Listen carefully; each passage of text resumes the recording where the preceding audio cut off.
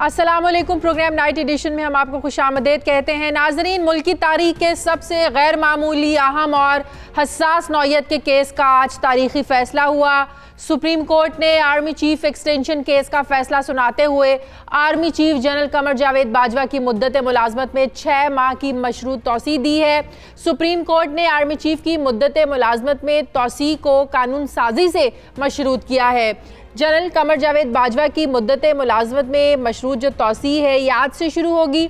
अदालती फैसले में कहा गया है कि जनरल कमर जावेद बाजवा आइंदा 6 माह के लिए चीफ ऑफ आर्मी स्टाफ रहेंगे, जबकि उस अरसे के दौरान पार्लियामान आर्मी चीफ की तौसी या दोबारा तैनाती के लिए कानून साजी करेगी। अदालती हुक्मनामे के मुताबिक सदर मुमलिकत अफवाज पाकिस्तान के सुप्रीम कमांडर हैं। आइन के आर्टिकल 243 में तैनाती का इख्तियार सदर मुमलिकत का है, लेकिन आर्मी चीफ की मुद्दत तैनाती का कानून में जिक्र नहीं है। आर्मी चीफ की रिटायरमेंट महदूद या मुअत्तल करने का भी कहीं जिक्र नहीं है। अदालत ने फैसले में यह भी लिखा कि हुकूमत आर्टिकल 243 बी और आर्मी रेगुलेशन पर जो है वो इन्हिसार करती रही, जबकि अदालत ने आर्मी चीफ की तैनाती मुद्दत और तौसी से मुतालिक सवालात किए, लेकिन अटॉर्नी जनरल किसी भी कानून का हवाला नहीं दे सके। उनका मौक़िफ़ था कि इस हवाले से माजी की रवायात पर अमल होता रहा है, लेकिन अब अदालती फैसले में कहा गया है कि तहम्मुल का मुजाहरा करते हुए ये मामला पार्लियामेंट पर हम छोड़ते हैं। कानून साजी करके हमेशा के लिए अब ये तय किया जाए हुकूमत आइंदा 6 माह में कानून साजी करे और 6 माह के बाद कवानीन को दोबारा देखा जाएगा। अदालती फैसले के बाद मुल्क में जारी जो पिछले 3 दिनों से एक हिजान की कैफियत थी, यकीनन आज ये ख़त्म हो गई है, जबकि इस केस के हवाले से होने वाली समाअत में हुकूमत की जानिब से आर्मी चीफ की तैनाती की नई समरी भी अदालत में पेश की गई, जिस पर अदालत ने कहा कि अदालत उज़्मा का समरी से कोई ताल्लुक नहीं। समरी नोटिफिकेशन में अदालत उज़्मा का जिक्र ना करें, हमारा जिक्र गैर ज़रूरी है। समरी में अदालत को भी ब्रैकेट में डाल दिया गया, जबकि उस दौरान जस्टिस मंसूर ने नुक्ता ये उठाया कि 3 साल की मुद्दत का जिक्र तो कानून में कहीं नहीं है। साथ ही उन्होंने कहा कि समरी में आर्मी चीफ की तनख्वाह का जिक्र है, ना ही मराद का तस्करा है। जस्टिस मंसूर अली शाह ने यह भी कहा कि ये वाज़ेह होना चाहिए कि जनरल को पेंशन मिलती है या नहीं। इस पर अटॉर्नी जनरल ने बताया कि मुद्दत मुकम्मल होने के बाद जनरल रिटायर्ड हो जाता है, जिस पर फिर जस्टिस मंसूर ने कहा कि कल हम कह रहे थे कि जनरल रिटायर्ड होते हैं, लेकिन आप तो कह रहे थे कि नहीं होते, आज आप फिर कह रहे हैं कि जनरल रिटायर्ड हो रहे हैं। फिर दौरान समाअत चीफ जस्टिस ने कहा कि आर्मी एक्ट में अभाम है। साथ ही जस्टिस मंसूर ने कहा कि पार्लियामेंट को इस अभाम को अब दूर करना है, जिस पर चीफ जस्टिस ने बात को आगे बढ़ाते हुए कहा कि पार्लियामेंट आर्मी एक्ट को अपडेट करे तो नए रूल्स बनेंगे। इस पर जस्टिस मजहर आलम ने रिमार्क्स दिए कि यह भी अब तय कर लिया जाए कि आइंदा तौसी होगी या नई तैनाती। दौरान समाअत चीफ जस्टिस का यह भी कहना था कि आर्टिकल 243 में 3 साल तैनाती का कहीं जिक्र नहीं है। 3 साल की तैनाती की मिसाल होगी, लेकिन यह कानून नहीं। अदालत ने तौसी कर दी तो फिर यह कानूनी मिसाल बन जाएगी, जिस पर अटॉर्नी जनरल ने जवाब दिया कि जहां मुद्दत का जिक्र ना हो वहां हालात के मुताबिक मुद्दत मुकर्रर होती है। सुप्रीम कोर्ट ने हुकूमत को एक बयान हल्फी जमा करवाने की हिदायत की और कहा कि एक बयान हल्फी जमा करवाएं कि 6 माह में आइन के आर्टिकल 243 में तरमीम करेंगे और आर्मी चीफ की मुद्दत, तैनाती, तौसी, अलाउंस और जो दीगर चीज़ें हैं उनको बिल्कुल वाज़ेह किया जाएगा। सवाल ये है कि अब क्या हुकूमत 6 माह में आइन में जो तब्दीली का टास्क है ये मुकम्मल कर पाएगी, जबकि हुकूमत की जानिब से सुप्रीम कोर्ट के फैसले को सराहा गया है। और लेकिन वज़ीर आज़म ने जो आज अपनी ट्वीट की उसमें कहा कि आज उन लोगों को शदीद मायूसी हुई होगी जो इदारों में तसादुम चाहते हैं। वज़ीर आज़म ने यह भी कहा कि चीफ जस्टिस आसिफ सईद खोसा का एहतराम करता हूँ, वो पाकिस्तान के बेहतरीन जजेस में से एक हैं, लेकिन सवाल ये पैदा होता है कि वज़ीर आज़म का इशारा आखिर किन लोगों की जानिब था, कौन है जो इदारों में तसादुम चाहता है। इस पर मैं बात करूँगी। मेरे साथ इस वक्त बैरिस्टर अली ज़फ़र माहिर कानून साबिक़ सदर सुप्रीम कोर्ट बार मौजूद हैं। अस्सलाम वालेकुम, बहुत बहुत शुक्रिया बैरिस्टर अली ज़फ़र साहब आपका।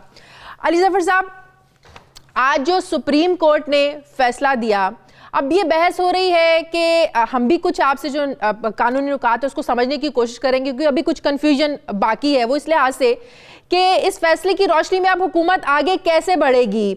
नंबर एक, आर्टिकल 243 की जो बात की गई है, क्या अब इसमें तरमीम करना होगी, जिसमें सदर पाकिस्तान को ज़ाहिर है तैनाती तक का तो इख्तियार है, लेकिन एक्सटेंशन या रीअपॉइंटमेंट जिसका जिक्र नहीं है उसमें आर्टिकल 243 में, जिसकी बात चीफ जस्टिस ने भी की, अदालत ने भी की। अब इसमें तरमीम करनी है या फिर आर्मी एक्ट 1952 में फिर कोई नया सेक्शन मुतारिफ करवाना होगा, उसमें मुद्दत का तयन होगा, उसमें एक्सटेंशन का तयन होगा। ये मामला किस तरह हुकूमत को आगे लेके चलना है, जरा ये बताएं।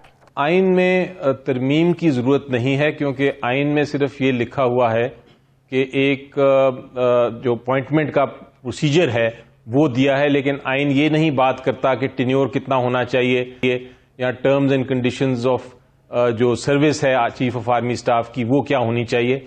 आइन ये पार्लियामेंट को इजाजत देता है कि आप उसके ऊपर कानून साजी करके तफसीलें इस चीज की टर्म्स एंड कंडीशंस की बयान कर दें। तो आर्मी एक्ट बनाया गया है, उसमें बहुत सारी तफसील दी हुई है, बहुत सारी कंडीशंस दी हैं, लेकिन टेन्योर के बारे में और रीअपॉइंटमेंट या एक्सटेंशन के बारे में चूंकि नहीं कोई बात की, इसलिए उसमें तरमीम तो आप कह रहे हैं कि आर्टिकल 243 में की जरूरत नहीं है, आर्मी एक्ट 1952 में जो है ना वो अमेंडमेंट होगी, उसमें चेंजिंग्स लाई जाएंगी, जिसमें तायुन, मुद्दत का तायुन और एक्सटेंशन ये सब वाज़ेह होगा, आप ये कह रहे हैं? जी बिल्कुल। 240 मेरी नजर में 243 की अमेंडमेंट की या आइन में किसी किस्म की तरमीम की जरूरत नहीं है। कर सकती है हुकूमत, ऑपोजिशन अगर साथ मिले और अगर जरूरत समझे तो आइन में तरमीम हो सकती है, लेकिन वो जरूरी नहीं है। आइन में तरमीम करने का तरीका मुख्तलिफ है, उसमें 2/3 3/4 मेजॉरिटी चाहिए ऐसी, जो कि ऑपोजिशन के बगैर नहीं हो सकता काम। लेकिन जो आम कानून है, जैसा आर्मी एक्ट है, उसमें अगर अमेंडमेंट करनी हो तो उसके लिए उसी तरह अमेंडमेंट का प्रोसीजर है आइन में, जो कि आम कानून का है, जो कि ये है कि पहले एक बिल पेश किया जाता है नेशनल असेंबली में, नेशनल असेंबली उसको फिर डिबेट करने के बाद पास कर देती है और फिर वो सेनेट में जाता है, सेनेट में डिबेट होती है और फिर सेनेट भी उसको पास कर सकती है या रिजेक्ट कर सकती है। में तो सादा अक्सरियत से हो सकता है, आपको नहीं लगता कि सेनेट में मुश्किल होगी? जी, नंबर 1 तो हुकूमत को मेरे अंदाजे में मुशावरत करेगी हुकूमत, और ऑपोजिशन को इस किस्म की अमेंडमेंट या इस किस्म के कानून में कोई दुश्वारी नहीं होनी चाहिए, क्योंकि ये नेशनल इंटरेस्ट क्या है। लेकिन एग्जाम्पल के तौर पे, आर्गुमेंट के तौर पे अगर आप अज्यूम भी करें कि सेनेट में ये पास नहीं होता, तो आइन उसका भी एक तरीकेकार बताता है, और वो ये कहता है कि सेनेट में 2 बार रिजेक्ट हो सकता है एक कानून, एक बिल, लेकिन अगर वो दूसरी बार, तीसरी बार भी पेश होगा और सेनेट तीसरी बार रिजेक्ट करेगी, तो फिर वो कानून ऑटोमेटिकली बन जाएगा। अच्छा। तो अगर सेनेट नहीं भी मानती तब भी वो कानून साजी हो सकती है। इसलिए मैं समझता हूं कि 6 महीने का जो वक्त दिया है सुप्रीम कोर्ट ऑफ पाकिस्तान ने, ये बड़ा बहुत मुनासिब वक्त है, बल्कि काफी ज्यादा वक्त है। ये मामला अगर तो सेनेट में समझौते के साथ हो जाता है तो फिर तो ये कुछ हफ्तों की बात है, और अगर सेनेट में नहीं भी होता फिर भी ये 1-2 महीने में हो सकता है, कानून बन सकता है। सही है। इसलिए अब मेरा क्राइसिस खत्म हो गया है।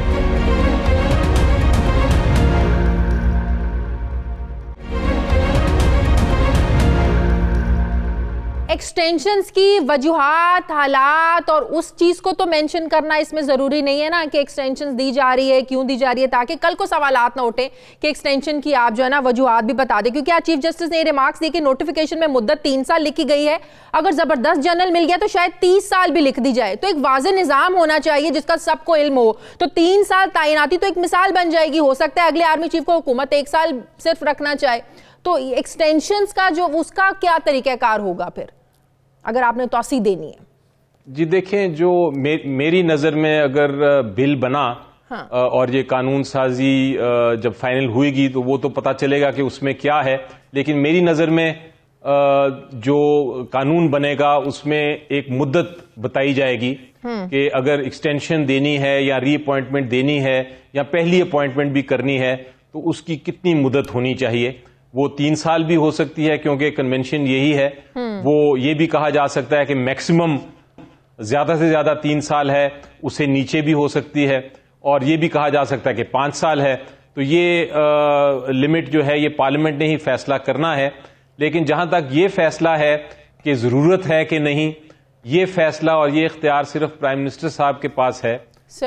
जो भी प्राइम मिनिस्टर हों, ये इख्तियार सिर्फ उन्हीं को मिल सकता है, क्योंकि आपको पता है कि जो चीफ ऑफ आर्मी स्टाफ होता है वो कमांडर इन चीफ है, वह कमांडर है पूरी आर्मी का, और उन्होंने ही नेशनल सिक्योरिटी, जो पूरे मुल्क की नेशनल सिक्योरिटी है, उसकी जिम्मेदारी उनके कंधों पे ही है। और नेशनल सिक्योरिटी सिर्फ हिफाजत नहीं है हमारी बाउंड्रीज की, हमारी फजाया की, बल्कि वो जो नेशनल सिक्योरिटी है वो इंटरनल टेररिज्म की भी है। अगर कोई इसमें सबसर्विएंट एक्टिविटीज हो रही हैं एनिमी स्टेट से, वो भी उनकी जिम्मेदारी है। तो ये सारी चीजों को देखते हुए प्राइम मिनिस्टर ने फैसला करना है कि क्या अगर कोई आर्मी चीफ रिटायर होने वाले हैं तो उनको एक्सटेंशन या रीअपॉइंटमेंट करने की जरूरत है कि नहीं। ये इख्तियार सिर्फ प्राइम मिनिस्टर का है, उसको कोई अदालत नहीं मेरी नजर में चेक कर सकती कि आपने क्यों एक्सटेंशन दी। हाँ, ये जरूर देखा जा सकता है कि एक्सटेंशन का कानून होना चाहिए या रीअपॉइंटमेंट का कानून होना चाहिए, लेकिन ये फैसला करना कि आपने एक्सटेंशन क्यों दी या आपने क्यों रीअपॉइंटमेंट की, ये इख्तियार जुडिशरी का नहीं, ये सिर्फ एग्जीक्यूटिव की डिसीजन होती है, क्योंकि उनको पता होता है कि नेशनल सिक्योरिटी की क्या पोजीशन है और क्या जरूरत है। ठीक है। अच्छा, एक और बात, कानून साजी के लिए कानून साजी में जो भी मुद्दत का तयन होगा कि कितनी मुद्दत के लिए आपने तैनाती देनी है, एक्सटेंशन देनी है, अब जो आर्मी चीफ की आज 6 महीने की जो एक्सटेंशन जो दी है, जो मशरूत की है ना कानून साजी के साथ, अब जो भी मुद्दत का तयन होगा अब वो 6 महीने के बाद से लागू होगी या ये 6 महीने में भी उसको काउंट किया जाएगा? जी देखें, जब जो कानून साजी होगी उसमें ही फैसला किया जाएगा। कानून में ये लिखा जा सकता है कि वो जो पीरियड है वो जब अपॉइंटमेंट होगी या रीअपॉइंटमेंट होगी नए कानून के तहत, वो मुद्दत तब से शुरू होगी। और ये भी लिखा जा सकता है कि ये मुद्दत शुरू होगी 27 या 28 नवंबर से। अच्छा, ये कानून में जिक्र किया जा सकता है। और ये भी कहा जा सकता है कि ये जो 6 महीने हैं इसको एक्सक्लूड करके आगे टाइम पीरियड फिक्स किया जाएगा। तो ये कानून जो बिल होगा और जो फाइनल एक्ट आएगा, ये उसमें उसका जिक्र अगर हो जाए तो फिर ये अभाम भी खत्म हो जाएगा। अच्छा, आप समझते हैं अली जफर साहब, अब ये मसला समरी का नहीं था, जो भी आप कह दें, जिस तरह हुकूमत पर पिछले 3 दिनों से तनकीद हो रही है कि भाई एक समरी आप लोग, एक नोटिफिकेशन ठीक तरीके से आप लोग तैयार नहीं कर सके, ये मसला उन लकूनास का था जो आईनी और कानूनी तौर पर छोड़े गए, जो 1973 के बाद से अब इसी एक एक्सरसाइज पर अमल करते आ रहे थे, जिस पर पहली बार इस अदालत ने नजर डाली और आप समझते हैं कि वंस फॉर ऑल ये मसला अब सॉल्व होने जा रहा है? जी बिल्कुल, 2 अहम नुक्ते पहले दिनी ऑर्डर में सुप्रीम कोर्ट ने उठाए थे। पहली तो ये था कि जो नोटिफिकेशन है उसमें गलतियां हैं और वो गलतियां पॉइंट आउट की गई थी। उसके बाद कोशिश की गई लीगल टीम की कि वो गलतियां दूर की जाएं, लेकिन फिर जज साहिबा ने जब नई नोटिफिकेशंस देखी तो फिर दोबारा से वो गलतियां पॉइंट की गई, उसको बताया गया कि आपकी ये गलतियां हैं। फिर तीसरी बार जब वो नोटिफिकेशन हुई तो फिर बताया गया कोर्ट की तरफ से कि आपकी ये गलतियां हैं। तो ये तो एक नोटिफिकेशन का इशू था। लेकिन दूसरी तरफ जो दूसरा नुक्ता उठाया था वो ये था कि क्या कानून है ये करने का, अगर नोटिफिकेशन को साइड पे भी कर दिया जाए, अगर नोटिफिकेशन को मान भी लिया जाए कि वो दुरुस्त हैं, तब भी क्या कानून था कि नहीं। बेसिकली अदालत का था उन चीजों को, उन नुकात को एड्रेस करना जो बड़े 1973 के बाद से जो आज तक किसी ने उठाए नहीं थे, किसी ने एड्रेस नहीं किए थे। बेसिकली अदालत का मकसद ये था। जी, अदालत का मतलब ये था और अदालत का काम भी ये है कि जब भी कोई अपॉइंटमेंट होती है या जब भी कोई एक्शन लिया जाता है किसी भी हुकूमत की तरफ से, तो अदालत का आइन के तहत काम ही है कि वो ये देखती है कि क्या कोई कानून है जिसके तहत ये एक्शन लिया गया। तो वो अदालत अपना काम कर रही थी और अदालत ने वो अपना काम किया, और जब ये देखा कि कानून नहीं है तो एक क्राइसिस को बचाने के लिए ये 6 महीने का टाइम दे दिया। और बल्कि बड़ा अच्छा ये खुश आइन बात की के साथ ये भी कहा कि पार्लियामेंट जिसका काम है कानून साजी, अब यही फैसला करेंगे कि क्या करना है। ठीक है, बहुत बहुत शुक्रिया बैरिस्टर माहिर कानून हमारे साथ हैं। नाज़रीन, मुझे प्रोग्राम में एक ब्रेक लेनी है, वापस आते हैं छोटे से वक्फे के बाद।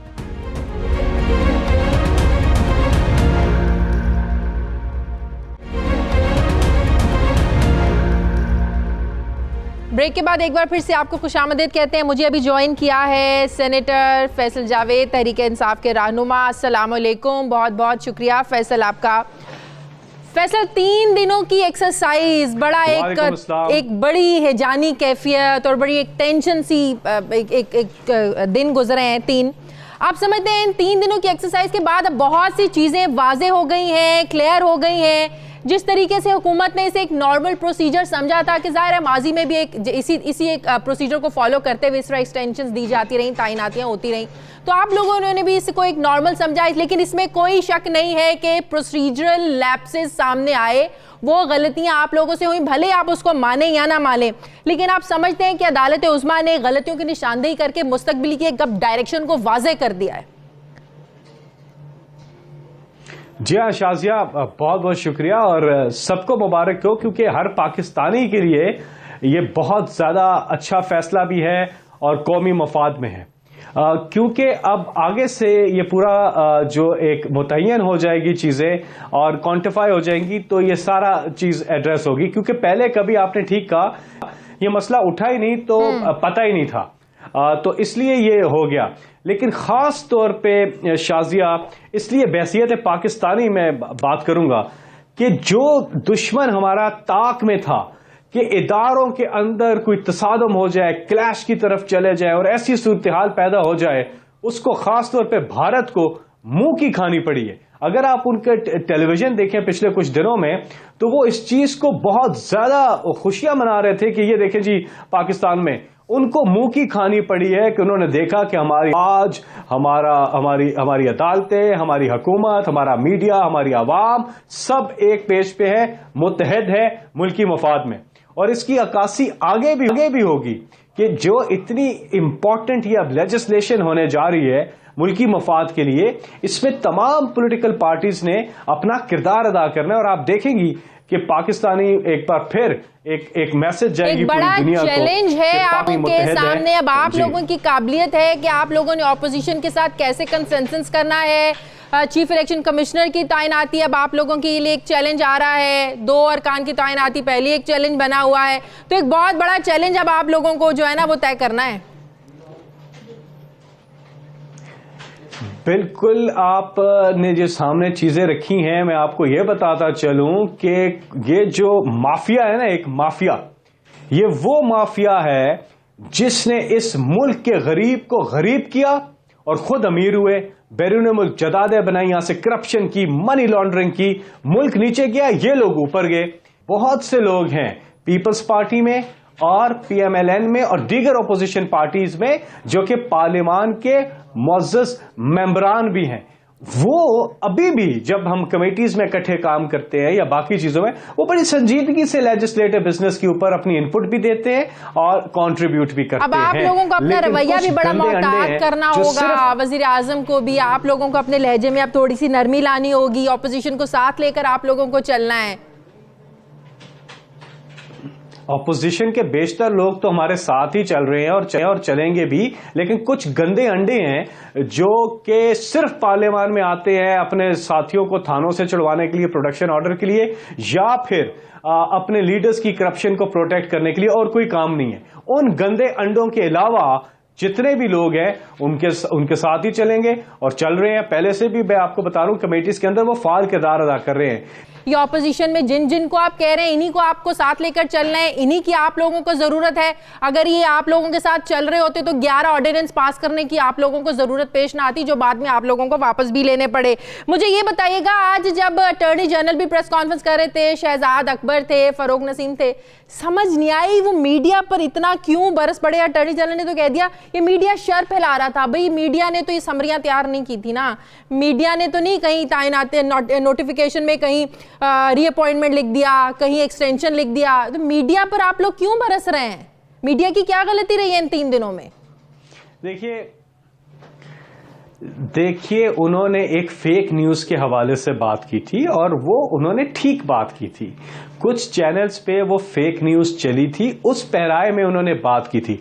बाकी तो बॉल बाय बॉल कमेंट्री चल ही रही थी, ये तो आपको भी पता है, सारे चैनल्स पे चल रही थी। लेकिन बहुत सी ऐसी खबरें हैं जो कि फेक न्यूज के जुमरे में आती हैं और वो भी चलाई थी कुछ चैनल्स ने। मैं आपकी बात नहीं कर रहा, कुछ चैनल्स ने वो खबरें चलाई तो उसकी तरफ इशारा था और वाकई में ये बड़ी ज्यादती थी कुछ चैनल्स की कि फेक न्यूज को उन्होंने चलाया, तो वो उस हवाले से बात कर रहे थे। लेकिन जो आप ये माफिया की बात कर रही हैं, वो लोगों की, मैं आपको बता रहा हूं, इन लोगों के साथ किसी किस्म की कोई बातचीत नहीं हो सकती। बहुत बहुत शुक्रिया। मेरे साथ सेनेटर फैसल जावेद थे, आप मुझे ज्वाइन किया है। सीनियर तज्जियाकार एंकर पर्सन वसीम बादामी ने, अस्सलाम वालेकुम, बहुत बहुत शुक्रिया वसीम आपका। वसीम, शायद आपने बात सुनी हो फैसल जावेद की, अब बिल्कुल भी रवैये इन लोगों के बदले हुए नहीं लग रहे। गलतियों का इतराफ करना तो वसीम बड़ी दूर की बात है। बहरहाल अब आज के फैसले के बाद सुप्रीम कोर्ट ने जो बॉल है वो पार्लियामेंट के कोर्ट में रखा है। अब एक बहुत बड़ा चैलेंज है इस हुकूमत के लिए ऑपोजिशन को साथ लेकर चलना, लेकिन अभी तो मुझे सुन के बड़ी हैरानगी हुई, उनसे बात नहीं करेंगे, हम तो बिल्कुल भी बातचीत के लिए तैयार नहीं है। आपको लगता है कि इस पर कंसेंसस हो पाएगा इनका? कानून साजी तो बहरहाल करनी है ना इन्होंने 6 महीने में। शाजिया, मेरा ख्याल है कि 2 वजूहात की बिना पे गवर्नमेंट बहुत कॉन्फिडेंट है। ये जब धरना भी हुआ था ना अभी मौलाना फजलुर रहमान साहब वाला, तो मैंने कहा था कि हम नवाज शरीफ साहब के खिलाफ धरना हुआ था, अभी इस्लामाबाद में थे, मौलाना वाले धरने में भी इस्लामाबाद थे। नवाज शरीफ साहब के खिलाफ जो धरना हुआ था उनके वुज़रा में हमें बाकायदा परेशानी नजर आती थी। अभी जब धरना हुआ था टेंशन ही नहीं थी किसी वजीर को। हम पूछते थे यार इतना चिल माहौल, वो कहते थे भाई जिन्होंने निमटना है ना वो खुद ही निमट लेंगे मामला, ठीक। अच्छा, आज रात 11 बजे शेख रशीद साहब के सामने प्रोग्राम रिकॉर्ड किया है, उनके कोट अनकोट अल्फाज बता रहा हूं, वफाकी वजीर शेख रशीद साहब, उन्होंने कहा सारी जमातें साथ देंगी, पीपल्स पार्टी भी देगी, नून भी देगी। मैंने कहा सर इतना भरोसा हुकूमत की तरफ से, इन लोगों से बात कौन करेगा? उन्होंने कहा हमें बात करने की जरूरत नहीं है, इनका मसला है ना वो खुद बात कर लेंगे। तो एक इस वजह से बहुत कॉन्फिडेंट है गवर्नमेंट। और दूसरा, चूंकि तमाम तर आईनी माहिरीन ये कह रहे हैं कि ये सूरत हाल एक कानून साजी की मुतकाजी जरूर है, लेकिन आइन में तरमीम की मुतकाजी नहीं है, जिसके लिए आपको 2/3 चाहिए होता है। तो कानून साजी के लिए सिंपल मेजोरिटी से मामला हल हो जाता है। सिंपल मेजोरिटी वैसे भी इनके पास है, सेनेट में नहीं है, लेकिन उसमें भी कुछ कानूनी माहिरीन ये राय रखते हैं कि ये मामला सेनेट में नेशनल असेंबली 2 मरतबा तो भिजवा सकती है, फिर भी अगर सेनेट मंजूर ना करे तो ऑटोमेटिकली मामला मंजूर होकर आगे चला जाएगा। इसलिए गवर्नमेंट की सफों में आज फतह का वाला माहौल है। अच्छा, अब एक चीज तो हमें ये देखनी चाहिए और माननी चाहिए कि तारीख में पहली बार ऐसे इश्यूज पर सवालात उठे हैं। हुकूमत ने शायद कभी सोचा नहीं था कि इसको कोई चैलेंज कर देगा, क्योंकि माजी में ऐसा कभी हुआ नहीं है। उनके सामने जनरल कियानी की एक एक्सटेंशन की मिसाल थी, जो यूसुफ रजा गिलानी ने रात 12 बजे उठकर खिताब करके जो कर दिया था। आपको लगता है कि अब इससे एक हमेशा के लिए एक मसला जो है वो हल हो गया है दोबारा, अगर हुकूमत इन 6 महीनों में ये सब अभाम दूर करने में कामयाब हो जाती है? जी हाँ, इस सारे मामले में जो एक खैर का पहलू है वो यही है कि चले इतनी अहम तरीन पोस्टिंग है, और पाकिस्तान के खान के खास मंजरनामे में तो इसको अहम तरीन पोस्टिंग समझा जाता है। हाँ। यानी इस पोस्टिंग को तो किसी भी और पोस्टिंग से ज्यादा अहम समझा जाता है पाकिस्तान की सियासी तारीख के और पाकिस्तान की हर हवाले से सिक्योरिटी की तारीख के तनाजुर में भी। और कितनी इंटरेस्टिंग बात थी है, मैंने आज फॉर्मर अटॉर्नी जनरल से भी पूछा, उन्होंने सबों ने कहा कि हम सब हैरान है इस बात पे कि इतनी अहम तरीन तकर्री के हवाले से बुनियादी कवानीन मौजूद नहीं है। यानी ये मौजूद नहीं है कि एक्सटेंशन हो सकती है या नहीं, रीअपॉइंटमेंट हो सकती है या नहीं, अच्छा हुए भी जा रही है, और कानून भी मौजूद नहीं है। टेन्योर कितने साल का है ये तक नहीं मालूम है। तो शुक्र है कि इतने अहम तरीन मामले पर अब एक उसूल, ज़ाब्ता, कायदा तो मुतय्यन हो जाएगा, ताकि आगे जो भी हो हम ये तो कह सकें कम से कम कानून के मुताबिक हो रहा है। अच्छा, मीडिया ने पिछले दिनों में क्या शर फैलाया ये तो मैं आपसे जरूर पूछूंगी। अटॉर्नी जनरल ने बड़ा ही गुस्सा निकाला है आज।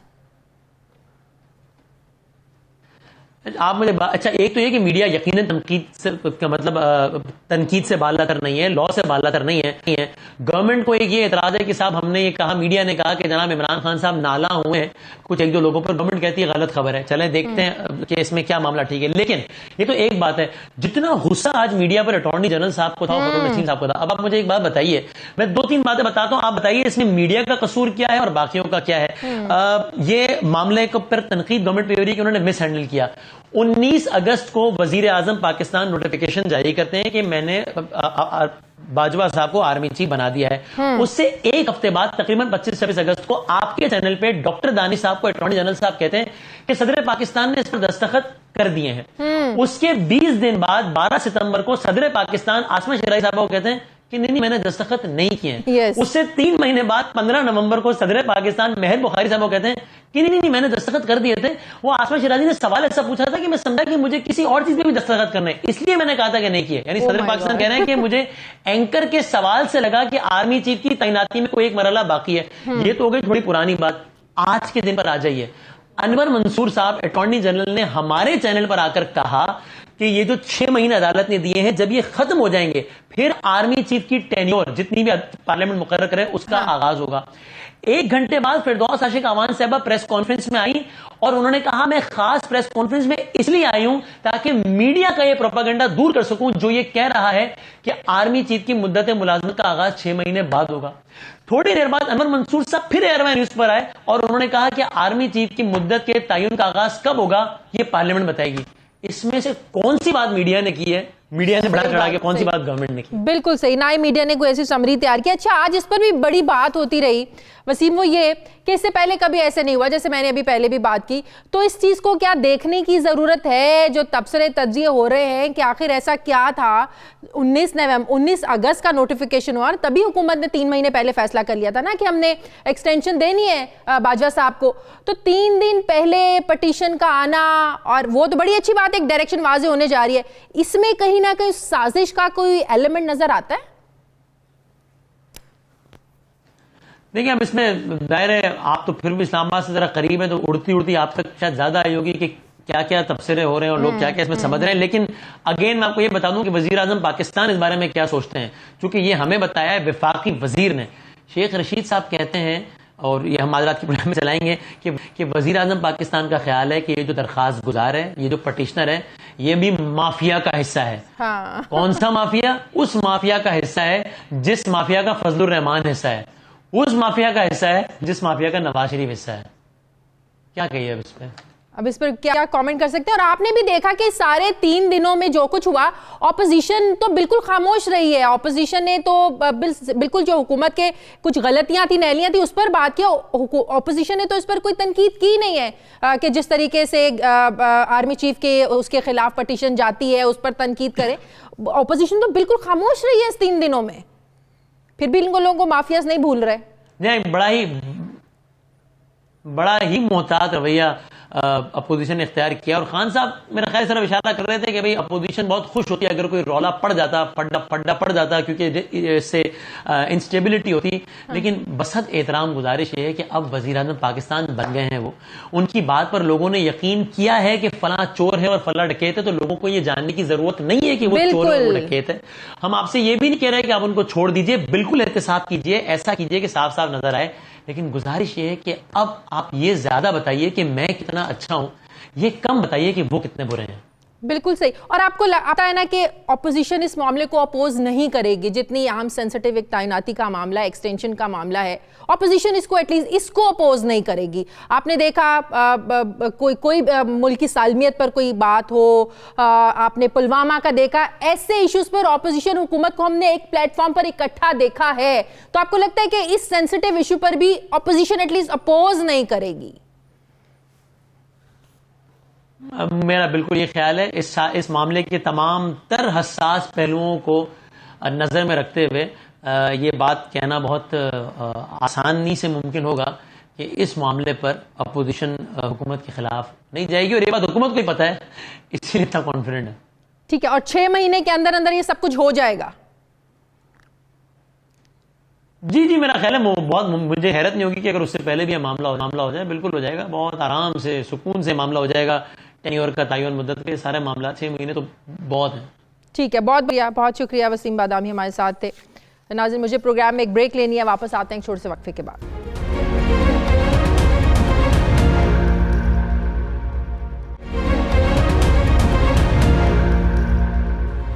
ब्रेक के बाद एक बार फिर से आपको खुशामदीद कहते हैं। पाकिस्तान के सिपा सालार जनरल कमर जावेद बाजवा की पहली मुद्दत मुलाजमत आज रात 12 बजे ख़त्म हो जाएगी, लेकिन आज से ही उनकी मुद्दत मुलाजमत में 6 माह की तौसी भी जो है वो शुरू हो जाएगी। और हुकूमत की जानिब से कानून साजी के बाद मुमकिन तौर पर जनरल कमर जावेद बाजवा जो हैं ये 2023 तक मुल्क के सिपहसालार रहेंगे, जो कि बहुत ही खुशाइंद है। जनरल कमर जावेद बाजवा ने 29 नवंबर 2016 को मुल्की अफवाज की कमान संभाली और फिर देखते देखते आलमी दुनिया जो कि पाकिस्तान को शिद्दत पसंदी के नाम से जानती थी, वो पाकिस्तान को अमन पसंदी के तौर पर जानने लगी। सरहद पार से होने वाली दहशतगर्दी के पेश नज़र आर्मी चीफ ने अफगान सरहद पर बाड़ लगवाने का काम शुरू किया, जो कि यकीनन ये जल्द मुकम्मल हो जाएगा। उसकी वजह से मुल्क में दहशतगर्दी में यकीनन एक बड़ी कमी वाक़ हुई है। जनरल बाजवा ने गुज़श्ता 3 सालों में कोई ऐसा अहम मौका नहीं छोड़ा जब उन्होंने अगले मोर्चों पर तैनात नौजवानों की हौसला अफजाई न की हो। हर कौमी और मजहबी त्यौहार पर वो हमें नौजवानों का हौसला ही बढ़ाते नजर आए हैं। जबकि फाटा का इंजमाम हो, पुरअमन इंतखाबात का इनेकाद हो, ये सब कुछ जनरल बाजवा के क्रेडिट पर ही जाता है। सिर्फ अंदरूनी मामलात में नहीं बल्कि आलमी सतह पर भी जनरल बाजवा ने अपनी खंदा पेशानी और चैलेंजेस से निपटने की जो हिकमत अमली थी, इसको मनवाया। जनरल बाजवा ने बहुत से अहम ममालिक के दौरे किए, जहां एक तरफ अमरीका और अफगान तालिबान में मुज़ाकरात का जो अमल था ये शुरू हुआ, वहीं सऊदी अरब, कतर और जो दीगर खलीजी ममालिक थे उनके साथ ताल्लुकात को मज़ीद बेहतर बनाने में भी जनरल बाजवा ने अपना एक बहुत बड़ा अहम रोल प्ले किया। जबकि अमन बहाली के हवाले से हमारे सिपहसालार की दुनिया गर्विदा है। अमेरिका की जानिब से जनरल बाजवा को गार्ड ऑफ ऑनर पेश किया गया, 21 तोपों की सलामी दी गई, जबकि दौरा चीन पर भी जनरल बाजवा को गार्ड ऑफ ऑनर पेश किया गया। जबकि इसके साथ साथ बरतानिया, ईरान और सऊदी अरब समेत दीगर जो ममालिक हैं जनरल बाजवा की अमन कायम करने की जो उनकी कोशिशें हैं उनके मुतरफ हैं। जहां जनरल बाजवा हम दुश्मनों के लिए एक बुरा ख्वाब साबित हुए, वहीं जनरल बाजवा ने भारत को भी नाकों चने चबवाए। पुलवामा हमले के बाद जनरल बाजवा की पॉलिसी की आलमी सतह पर तारीफ हुई, जबकि बालाकोट पर भारतीय जहरियत का मुंह तोड़ जवाब देकर उन्होंने इंतहाई कशीदा जो सूरत हाल थी इसमें फौज का मुराल बुलंद किया। मकबूजा वादी की खुसूसी हैसियत के खात्मे पर एहतजाज और फिर कश्मीरियों की आवाज़ बनने पर भी सिपहसालार का जो किरदार था ये मिसाली किरदार रहा। जबकि करतारपुर राहदारी और भारतीय पायलट अभिनंदन की रिहाई को भी आलमी सतह पर बहुत सराहा गया। हम मुल्क के लिए जनरल बाजवा की खिदमात पर उन्हें खिराज तहसीन भी पेश करते हैं। इस पर मैं बात करूंगी। मुझे ज्वाइन किया है lieutenant general retired Amjad Shoaib, दिफाई तज्जियाकार। बहुत बहुत शुक्रिया आपका जनरल साहब। जनरल साहब, 3 दिनों की बड़ी एक हिजानी कैफियत एक्सरसाइज के बाद सुप्रीम कोर्ट का जो फैसला है, 6 महीने की जो एक्सटेंशन है उसको कानून साजी से मशरूत किया है। आपका तज्जिया क्या है इन 3 दिनों के बाद और फिर आज का फैसला? बिस्मिल्लाहिर्रहमानिर्रहीम। देखिए, 3 दिन एक बहुत ही गैर यकीनी सूरत हाल थी, एक अनसर्टेनिटी, और ये नहीं कहा जा सकता था कि सुप्रीम कोर्ट जो फाइनल फैसला करे उसमें एक्सटेंशन देंगे या नहीं देंगे, क्योंकि अगर कानून आपने अमेंड करना है तो वो तो 1-2 दिन का काम नहीं है। कानून साजी करने के लिए आपको वक्त चाहिए।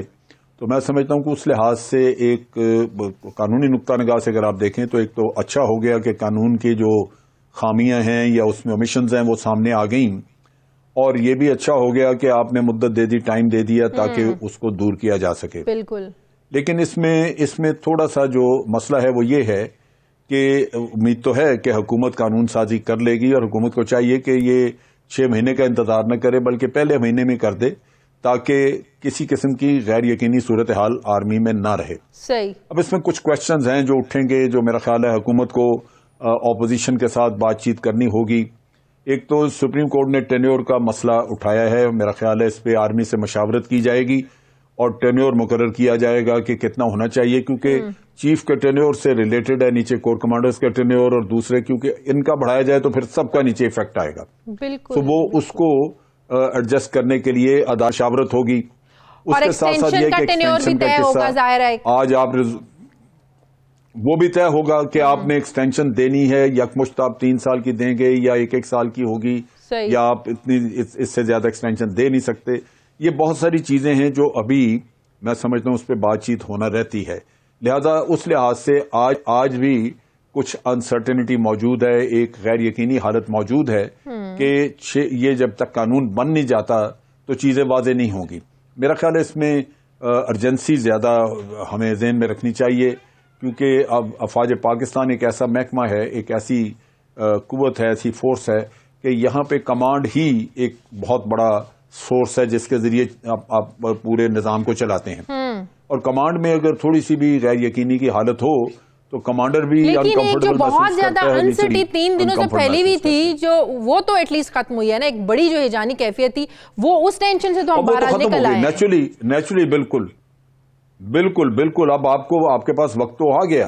यानी ये जो आज रात को उनकी मुद्दत मुलाजमत खत्म हो रही थी, वो तलवार तो सर से हट गई ना। सही। तो आप बिल्कुल आगे अगर पाकिस्तान की सिक्योरिटी का तसलसल देखें जनरल साहब, तो उस चीज को मद्देनजर रखते हुए ये डेवलपमेंट कितनी मुस्बत है, कितनी खुशाइन डेवलपमेंट है ये? देखिए, एक तजर्बाकार कमांडर इन चीफ का होना, एक तजर्बाकार चीफ ऑफ आर्मी स्टाफ का होना और उसकी अपनी एक टीम फंक्शनल मौजूद हो तो आसानी तो बहुत रहती है कि आप अपने मामला बड़े महारत के साथ चलाते रहते हैं। खास तौर पे जब आपके पास पहले भी क्रेडिट हो, आपके रिजल्ट्स अच्छे आपको मिले हों, कौम का भी एतमाद मौजूद रहता है, तो वो तो है। लेकिन यह कि जैसे आपने अपने तदाइया में भी बात की, जनरल बाजवा का रोल जो है बड़ा मल्टीफेरियस रहा है, बड़ा उन्होंने अगर देखा जाए तो बहुत सारी और फील्ड्स में काम किया है। लिहाजा हुकूमत मोस्ट प्रॉबली जब चीजें देखती है तो वो एक मुकम्मल एक कैनवस अपने सामने रख के, एक मुकम्मल पिक्चर को सामने रख के तो फैसला करती है। सिक्योरिटी के इश्यूज के अलावा जो बहुत सारे इश्यूज हैं जहां बाजवा साहब ने अपने मुल्क के लिए बहुत सारा कुछ किया, फैसिलिटेट की चीजें, वो हुकूमत के लिए बड़ी मुफीद रही। हुकूमत शायद अपने मामलात उतने अच्छी तरह ना चला सकती, जैसे कि मिडल ईस्ट में हमारे ताल्लुकात खराब थे, फंड्स का अरेंज करना वहां से। अब इकॉनमी आपकी है वो बिल्कुल सिक्योरिटी से रिलेटेड है, सिक्योरिटी बाद में आती है, पहले आपकी इकॉनमी होनी चाहिए कि आप अपनी आर्म फोर्सेस को फंडिंग तो कर सकें। तो वो भी आप देखिए ना, पुलवामा में जो टेंशन रही, फिर पाक अफगान बॉर्डर पर फिर बाढ़ लगाने का मामला हो, बड़े अहम मामलात पर बिल्कुल बड़ा जबरदस्त काम हुआ है, जिसकी वजह से आप देखें कि आज से 10 साल पहले जो इस मुल्क के हालात थे, 10 साल पहले जो आज दुनिया भी हमारी इन कोशिशों को, हमारी फौज की जो कुर्बानी है उनको सराहती है। बिल्कुल नहीं, बिल्कुल अभी तो सूरत हाल बहुत कंट्रोल में है। हाँ जी। आपने देखा कि बाजवा साहब ने, जनरल बाजवा ने कई विजिट किए अफगानिस्तान के, और अफगानिस्तान में जाके सिक्योरिटी मैटर्स रिजॉल्व किए, उनके साथ एक लाएमल तय किया, वो उसको हम परसू कर रहे हैं। इसी तरह आपने देखा कि ईरान के साथ जो मामला थे, हमारे सिक्योरिटी के इश्यूज बॉर्डर्स पे बड़े सीरियस थे, अभी अमन है वहां पे और बड़े अच्छे हालात हैं, वहां से इंडिया फायदा उठाता रहा, तो जनरल बाजवा उसको भी परसू करते रहे हैं। तो देखने की चीज यह है कि हुकूमत को किस हद तक उनकी मौजूदगी से फैसिलिटेशन मिली है, फायदा मिला है। लिहाजा हुकूमत बड़ी कीन होगी इस मामले में कि ये हमारे साथ कंटिन्यू करें, ताकि बहुत सारे मामला जो भी शुरू ही हुए हैं, जैसे अमेरिका के साथ अफगानिस्तान में अमन का मसला भी चल रहा है, तो बाजवा साहब उसमें जैसी कंट्रीब्यूशन दे रहे हैं वो चलती रहे। तो मेरा ख्याल है कि ये एक फैसला इस नौयत का है कि इसका सिर्फ हुकूमत नहीं बल्कि पाकिस्तान को भी इसका फायदा पहुंचेगा। ठीक है, बहुत बहुत शुक्रिया जनरल रिटायर्ड अमजद शुएब मेरे साथ थे। नाज़रीन, हमारे आज के प्रोग्राम का एडिटोरियल। नाज़रीन, जो हम बात कर रहे हैं कि मुल्क के सियासी मंजरनामे पर से जो गैर यकीनी की एक जो फ़ज़ा थी पिछले 3 दिनों से, ये यकीनन अब ख़त्म हो गई है। अब हुकूमत की जो तवज्जो है यकीनन आगे के जो चैलेंजेस हैं उनकी जानिब होनी चाहिए, जिनमें सबसे बड़ा चैलेंज है आइन का आर्टिकल 243, इसमें तरमीम करनी है। ये कानून साजी जो है ये सादा अक्सरियत से भी हो जाएगी, जो कि कौमी असम्बली में इस हुकूमत के पास है, लेकिन सेनेट में हुकूमत को अपोजिशन के साथ जो है ना उसकी ज़रूरत होगी। इसलिए कहा यह जा रहा है कि हुकूमत को अपोजिशन की किसी भी एक बड़ी पार्टी के साथ जो है अपने मामला तय करना होंगे, ठीक करना होंगे। वज़ीर-ए-आज़म को भी अपने अल्फाज और लहजे में मोहतात रवैया अपनाना होगा। अभी जैसा कि फैसल जावेद साहब हमारे प्रोग्राम में कह रहे थे, बिल्कुल इन लोगों के साथ बातचीत नहीं हो सकती, तो इस रवैये को यकीनन इन्हें ख़त्म करना होगा। जबकि जो हुकूमती वज़रा हैं उनको अपोजिशन के साथ जो मामलात है बड़ा संभल के देख कर चलना होगा। और ये भी कहा जा रहा है कि अपोजिशन इतनी आसानी से शायद हुकूमत का साथ नहीं देगी, कुछ दो की पॉलिसी भी हो सकती है, फिर मामलात सुलझाए जाएंगे, लेकिन मामलात सुलझ ज़रूर जाएंगे, क्योंकि माजी में हमने ये देखा है कि ऐसा जो भी बड़ा सेंसिटिव मामला हो, ख़ास तौर पर मुल्क के इस्तेहकाम से मुतालिक हो, इस पर अपोजिशन ने हमेशा, कोई भी अपोजिशन में हो, कोई भी गवर्नमेंट में हो, अपोजिशन और हुकूमत ने एक दूसरे का साथ दिया है, चाहे वो कश्मीर का फिर मामला हो या फिर पुलवामा हमले का हो, जो कि बहुत ही खुशाइंद है। वैसे भी आर्मी चीफ की मुद्दत मुलाजमत की तौसी पर ना तो अपोजिशन ने सियासत की है, ना ही हमें पिछले 3 दिनों में ऐसा कुछ नज़र आया है, ना ही इसे मुतनाज़ बनाने की कोशिश की है अपोजिशन ने। इसलिए हुकूमत को ज़्यादा मुश्किलात नहीं होंगी, लेकिन मुल्क की इस्तेहकाम के लिए हुकूमत को यकीनन अब मोहतात रवैया इख्तियार करना होगा। नाज़रीन, ये था हमारा आज का प्रोग्राम के लिए आप हमें फीडबैक ज़रूर दीजिएगा। अपना ख्याल रखिएगा। मुझे इजाज़त दीजिए। अल्लाह हाफ़िज़।